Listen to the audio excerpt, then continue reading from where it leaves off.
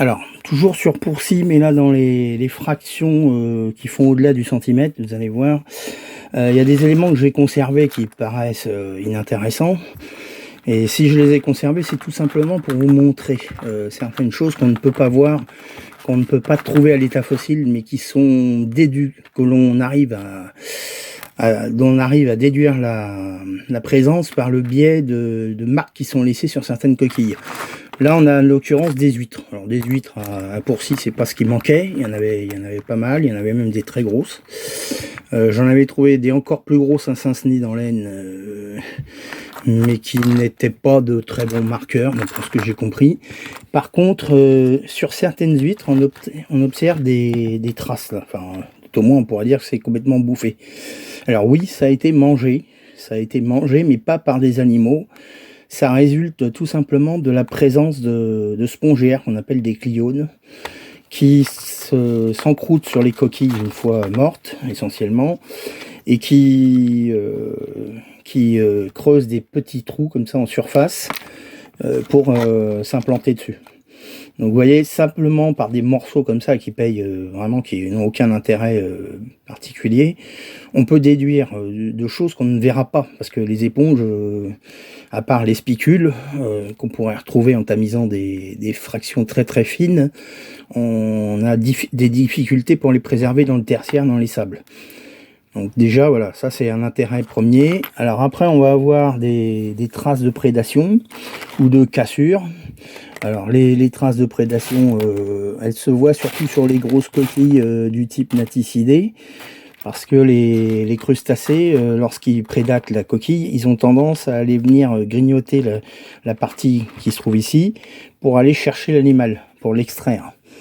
Alors on a des coquilles comme ça, vous voyez, qui laissent une suspicion de prédation. Quand elles ont été comme ça, vous voyez, ouvertes, on va dire cassées, c'est pas des cassures fraîches, c'est des vieilles cassures. Et ben ça, on peut tout à fait envisager que ce soit un crabe qui est dévoré comme ça, qui est cassé la coquille avec ses dactyles, ses pinces, pour aller extraire l'animal et donc le manger. Voilà, tout simplement, hein, il y a des traces de prédation partout. Et là, des fois, on en a qui sont vraiment très endommagés. Alors, ça peut être de la casse moderne, mais là, en l'occurrence, ça me paraît assez ancien. Donc, voilà. Après, on a des fragments comme ça. Bon, plus c'est gros, plus ça risque de casser.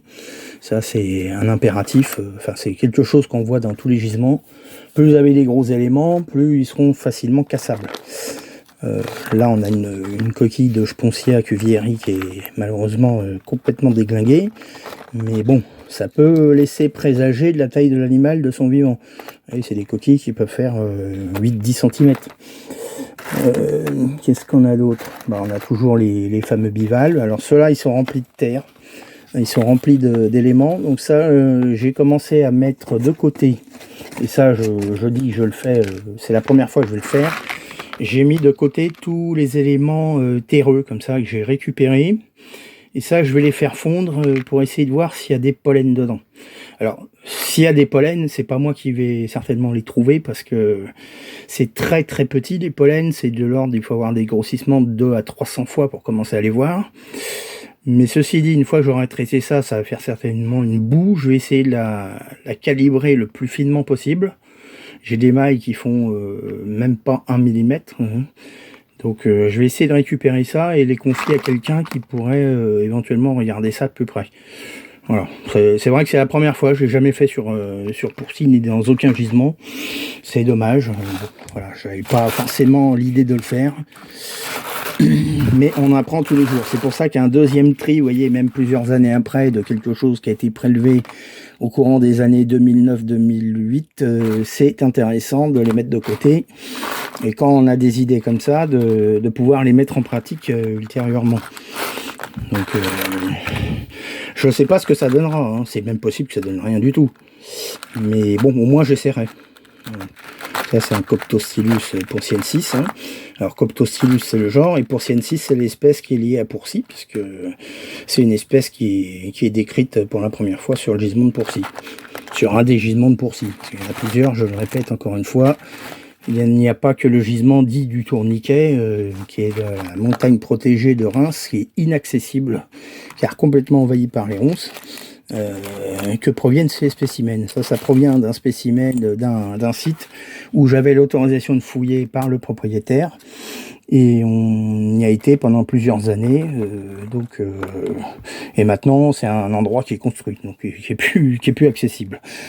Voilà. Mais pendant plusieurs années, le propriétaire nous a gentiment octroyé l'autorisation d'y fouiller. Quand on trouvait des déchets sur place, on s'employait à les ramasser, même si c'était pas de notre fait, pour au moins ne pas laisser un site plus dégueulasse qu'il n'était au départ, et puis pour remercier la personne, voilà, qui nous faisait confiance et nous prêtait le terrain pour y fouiller. Et à chaque fois, bien sûr, on creusait, on rebouchait. On n'a jamais laissé un terrain avec des trous à découvert plus d'une journée. On venait le matin, on creusait et on rebouchait. Le soir, c'était plat, complètement rebouché. Voilà. Donc c'est pour ça que les avis que je vois sur les forums me hérissent le poil, parce que effectivement, il y a des gens qui ont des comportements absolument dégueulasses, qui vont ouvrir des trous et pas les reboucher. C'est pas parce qu'il y a une ou deux brebis galeuses dans un troupeau qu'il faut abattre tout le troupeau. Moi, je suis désolé. Moi, personnellement, partout où je vais, je rebouche systématiquement. Et c'est pas la première fois que je le dis, je rebouche systématiquement tous les trous que je pratique. Que ce soit avec autorisation ou sans autorisation, je rebouche. Je ne laisse jamais un terrain constellé de gruyère. Ça me viendra même pas l'idée. Je ne comprends pas que les gens qui le fassent, d'ailleurs, fassent ça. Parce que quand on va creuser, on est capable de décaisser un trou, bah, je suis désolé, il faut être capable de le reboucher. Hein, de ne pas laisser quelque chose ouvert où les gens peuvent se balader, éventuellement se tordre une patte.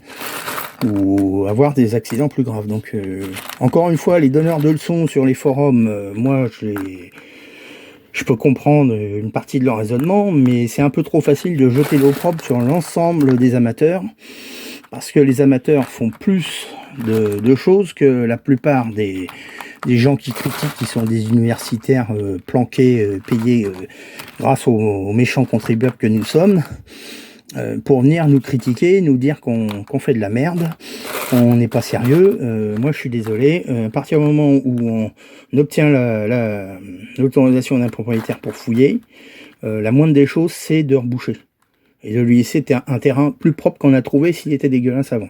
Je me suis toujours employé à nettoyer les débris, même que des simples promeneurs passent, hein, parce que dans la région de Reims, c'est une région extrêmement touristique, et malheureusement il y a des gens qui viennent en vélo, qui balancent des détritus qu'ils ont trimballés pour leur déjeuner du midi ou leur dîner du soir, et je trouve ça absolument aberrant que ça soit pas ramassé. Donc moi, si je fouille dans un endroit où il y a des détritus, même qui sont pas de mon fait, j'ai toujours des sacs poubelles dans mon coffre et je ramasse tout. Voilà. Et ça, c'est une pratique de vie. Je veux dire, c'est pas, ça me viendrait pas à l'idée de laisser de la merde derrière moi et de faire accuser d'autres personnes. Si j'ai le courage de l'amener, j'ai le courage de ramener les emballages et éventuellement, ce que je peux laisser sur place, c'est une pomme, un trognon de pomme que je vais balancer dans les herbes, qui vont aller nourrir certains petits animaux, des bouts de pain, mais des bouts, je dis pas des baguettes entières, voilà, c'est... Voilà. Et puis pas de déchets plastiques ou métalliques, voilà, c'est respecter la nature, respecter les sites, hein. On a la chance de pouvoir encore fouiller en France, ça va peut-être pas durer parce qu'il y a pas mal de gens qui voudraient interdire tout ça, et c'est bien dommage, parce que je trouve qu'en tant qu'amateur, on apprend plus de choses et on fait partager les connaissances avec beaucoup de spécialistes qui n'ont pas le temps d'aller sur le terrain, qui souvent délaissent les sites français. Et donc, je trouve ça dramatique d'en arriver à des interdictions, comme on peut voir un peu partout en ce moment, mises sous cloche de certains gisements, et à part que la nature va se charger de les détruire, il n'y aura plus rien derrière. Donc c'est une aberration totale, et je veux dire, tous nos comportements en tant qu'amateurs se doivent être le plus irréprochables possible pour éviter les critiques. Il y en aura toujours, il y aura toujours des gens pour critiquer, de toute façon. C'est une évidence, c'est même une spécialité française, hein. Si on râle, c'est bien parce qu'on est français. Je suis le premier à râler, mais je veux dire, quand il y a des gens qui font qui ont des comportements dégueulasses, ouvrir des trous, laisser ouverts dans les champs ou dans les bois, bon, effectivement, je comprends qu'il y en a certains qui veulent réguler ça, même si c'est qu'un prétexte parmi tant d'autres. Mais voilà, ne pas donner le bâton pour se faire battre, ça serait déjà une très bonne solution. Allez, sur ces bonnes paroles, je vous dis à bientôt, et là, on va en avoir fini pour Pourcy. C'est un gisement exceptionnel, qui est malheureusement... qui a été surtout creusé pour ces grosses bestioles là, et ils ont laissé toute la faune annexe. D'ailleurs, tiens, dans les derniers tris que j'ai fait, j'ai trouvé une nouvelle espèce que j'avais encore jamais trouvée là-bas, qui est une auricula, je vous montrerai. C'est la première fois que je la trouvais dans les sédiments que j'avais déjà triés. C'est une espèce qui est déjà connue, hein, qui est pas nouvelle, mais qui était que je n'avais encore jamais trouvé. Donc vous voyez, retrier un sédiment 4 ans après, ça fait sens parce qu'on retrouve des choses, on revoit des choses qu'on n'avait pas vues sous cet angle-là. Ça nous permet d'apprécier ce qu'on avait déjà eu entre les mains et de les revoir sous un nouveau jour, éventuellement de partager avec vous, avec ceux qui s'intéressent à la paléontologie, ces méthodes de fouille. Allez. Alors, là, je vais vous montrer un premier bilan des tris que j'ai effectués lors de mes derniers posts, mes dernières vidéos. Je vais vous montrer à peu près ce que j'ai déjà trouvé, comment je les conserve, comment je les classe. Enfin bon, j'ai essayé de vous montrer la phase après le tri. Voilà, donc idéalement, c'est bon, là j'en mets beaucoup, c'est pas normalement, j'en mets beaucoup moins d'un coup, mais c'est juste pour montrer, vous voyez, sur 40 kg de sédiments dans les tailles moyennes, j'ai déjà récupéré tout ça. Et c'est un sédiment que j'avais déjà trié en 2020, donc ça montre qu'il y avait encore beaucoup de choses que j'avais laissé passer. Donc une des premières solutions pour faire le tri, c'est d'avoir des boîtes comme ça, là, des petites boîtes alignées, et on va prendre par exemple, là j'ai une nérite, on va la mettre dans une boîte, comme ça. On va essayer de les classer par les formes proches. Voilà. Si par exemple là j'ai une huître qui s'appelle une anomia, bah, je vais mettre toutes les anomias dans une boîte. Et elles-mêmes, elles iront dans une boîte qui est déjà en collection, où je vais remettre dedans tous les éléments qui proviennent de ce gisement. Oui. Donc je fais d'abord un tri, après un classement. Alors parmi les éléments intéressants que j'ai trouvés, il y a ça. Ça c'est alors j'espère qu'on va bien le voir. C'est un Cornulina précursor, donc c'est les ancêtres des minax qu'on a dans le Bartonien du bassin parisien. Celui-là est un juvénile, mais il est en très bon état. Donc ça, j'étais content de le trouver. C'est plutôt une bonne surprise. C'est plutôt rare, donc pas fréquent.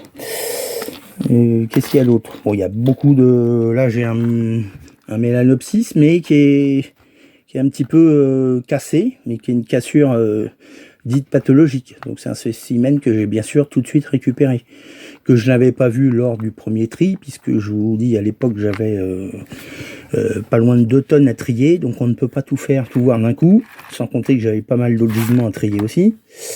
Encore une fois, là j'ai une coquille qui paye pas de mine, mais son intérêt réside essentiellement dans le fait qu'elle soit un petit peu pathologique. Vous voyez, la spire et la partie, l'apex, ce qu'on appelle la protoconque, est un peu tordue.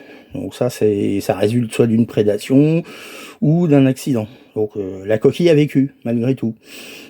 Donc ça, j'aime bien ce genre de spécimen parce que ça raconte une histoire. Ça, bien sûr, l'animal a vécu, il a été prédaté, mais il a quand même survécu.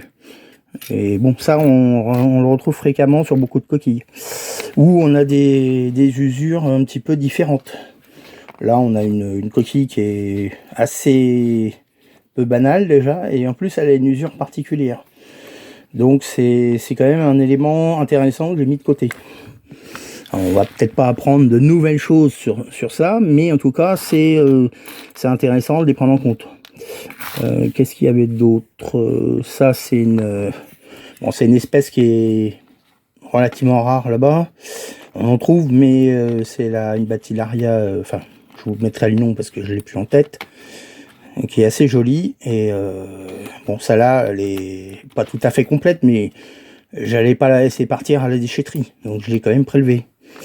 Là ici j'ai, alors c'est pas des gros spécimens, mais elle est un petit peu même usée. J'ai quand même prélevé, c'est une Pseudoliva.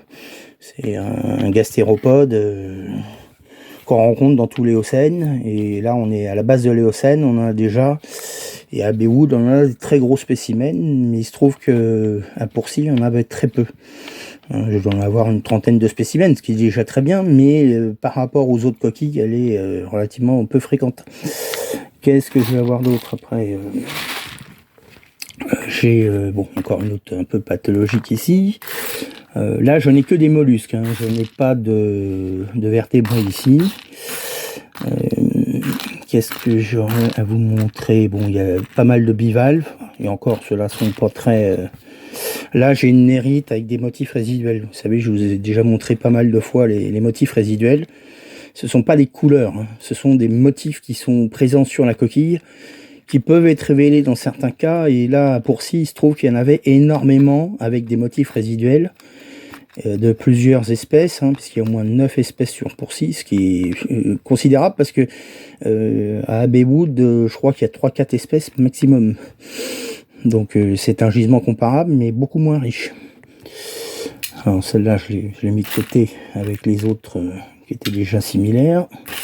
On a ce petit bivalve. Alors ça, j'avais beaucoup vu. Je l'ai beaucoup vu à Baywood, ce petit bivalve. Je sais pas si on le voit. Voilà. Et je l'ai vu aussi à Saint-Denis dans l'Aisne, où la seule fois où j'y suis allé, c'était en 2009 de mémoire. Et je vous montrerai des tables que j'avais pris en photo, où c'était rempli de cette espèce-là. Mais hormis ces gisements-là, je ne l'ai jamais vu ailleurs. Elle doit être présente, mais elle est quand même pas hyper fréquente.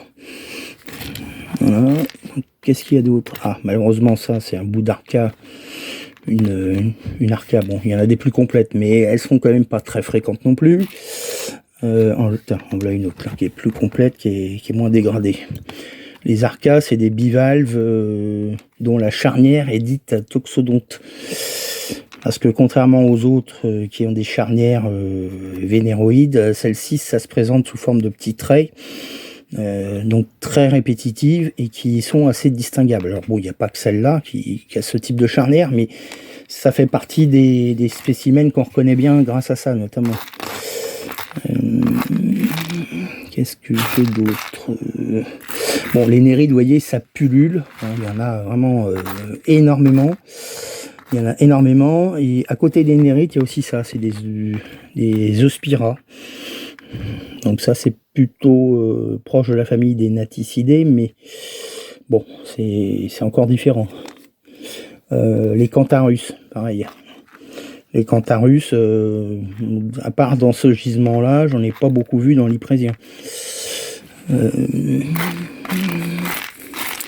Qu'est-ce qu'il y a encore? Encore d'autres coquilles pathologiques, là, vous voyez, elles sont... Alors on dit pathologique, c'est un mot un peu... un raccourci, on dit normalement tératologique, c'est-à-dire que celle-là, elle a vraiment morflé, parce qu'on voit carrément qu'une partie de la coquille a été décentrée de son axe, et malgré tout, l'animal a survécu, encore une fois. Donc il devait certainement y avoir beaucoup de prédation, ce qui est un peu normal dans ce type de milieu, mais certaines coquilles arrivaient à s'en sortir malgré tout. Là, on a des fragments de juvéniles de Spontia cuvieri, qui a ce qu'on appelle un faunus en langue commune, et qui peuvent atteindre des grandes tailles. On a des spécimens qui peuvent faire jusqu'à 8-9 cm. Bon, là, c'est la forme juvénile, donc elle est très ornementée, ce qui n'est pas le cas chez les animaux ontologiques, c'est-à-dire qui sont plus âgés. Alors là, un truc assez étrange pour ceux qui n'ont pas l'habitude. Pourcy repose sur des terrains crétacés. Et là, on a des éléments, des anthroques, des morceaux de crinoïdes qui sont possiblement du Crétacé supérieur et bon, qui se retrouvent assez régulièrement. J'ai trouvé des fragments de rinconelle, des fragments de bélénite. Qu'est-ce que j'ai trouvé d'autre? Fragments des étoiles, pas des étoiles, des radioles d'oursin.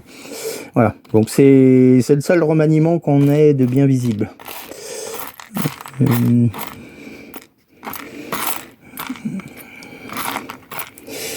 Et puis tout le reste, vous voyez, il y a énormément de choses. Tout ça, ça va me prendre du temps pour les classer. Là, je l'ai conservé parce que... Ah oui, tiens. Ça, j'avais pas vu, mais alors c'est pas le gastéropode qui est intéressant, c'est le petit bivalve dessus, là, un fragment de bivalve, mais malheureusement, j'en ai trouvé que très très peu entier. C'est des sortes de moules d'eau douce, des Mytilus. Elles sont hyper fragiles là-bas. Donc c'est pour ça, dès que j'ai vu ça, j'ai dit je conserve précieusement. Ça a été un petit peu induré, donc mieux préservé. Qu'est-ce qu'on a d'autre? Tiens, voilà encore un fragment de la fameuse Mytilus, là, qui est un peu plus gros, mais elles sont, ça casse comme du verre. Hein. Ça, c'est quasi impossible de les sortir. Pourtant, vous avez des tables, on les brossait avec des balais en poil de coco. Je précise en poil de coco parce que tout ce qui est poil synthétique, ça ne marche pas pour dégager ces spécimens. Il faut vraiment des poils végétaux, d'origine végétale, comme le poil de coco, qui est très bien, et qui n'est absolument pas synthétique. Donc toutes les brosses synthétiques, oubliez. Hein. Si vous en utilisez, ça n'a aucun intérêt. Pour moi, en tout cas, c'est à bannir. Voilà. Bon, énormément de petits mélanopsis, de spira, de bivalves, de choses comme ça. Là, je vous montre que les côtés invertébrés. Je vais vous montrer le côté vertébré.